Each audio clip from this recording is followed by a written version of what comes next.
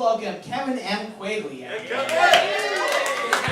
How you folks doing? How you folks doing? I love being here in Somerville, Massachusetts. I live in this beautiful kingdom. I live in East Somerville. That is on the Orange Line. Now, a lot of people don't like the Orange Line. A lot of people talk shit about the Orange Line. But no matter what people say, the Orange Line remains my favorite place to cough and cut my toenails. So...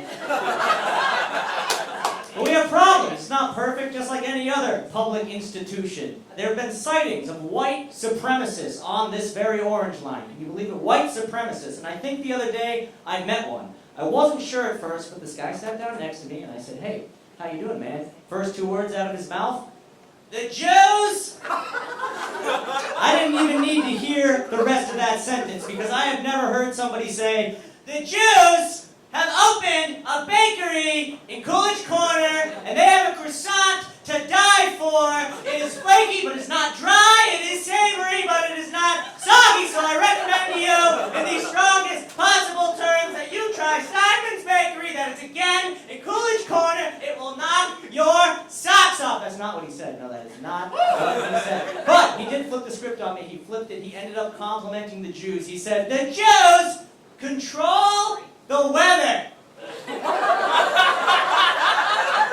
I was like, really? Good for them. I guess they are God's chosen people.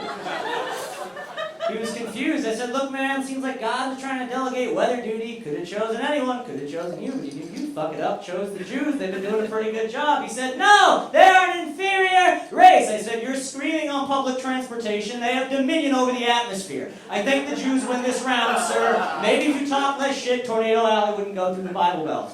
Just a thought. I don't understand why that is considered an anti-Semitic conspiracy theory. If the Jews control the weather, wouldn't everyone invite Jews to their 4th of July barbecues? It's like, "Oh, this is such a beautiful day. Ah, storm cloud approaching. Eli, you want to take care of this?" "Thanks, man." What about the surfers out in California who are depressed because they've gone 3 months with no swell bra? All of a sudden, a guy in a yarmulke rides in like, "Mazel tov." That's actually the plot of the comedy film I've been working on. It's called Kvetch Some Waves. Alternate title, Hang 10 Commandments. It'll be in theaters never, because the Jews control the media. Guys, this comedy stuff is hard. I know I'm making it look easy right now, but it's very difficult. I told my friend that my dream is to actually move out to Los Angeles someday and pursue comedy professionally. And he told me, he said, "You're just going to end up doing porn out there." I know, so disrespectful. I'm telling him my dream, I'm telling him my passion. I want to move across the country and actually take a big risk, try to actually go for it. And he's saying something that's so insulting to porn stars.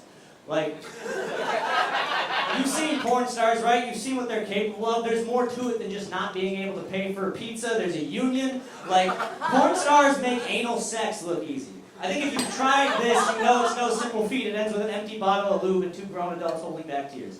I find anal sex with your partner is a lot like choosing a foreign language film on movie night. You want to spice things up. You want to see how they do it in France, but about halfway through, you guys look at each other and say, "That's enough. Let's go to bed."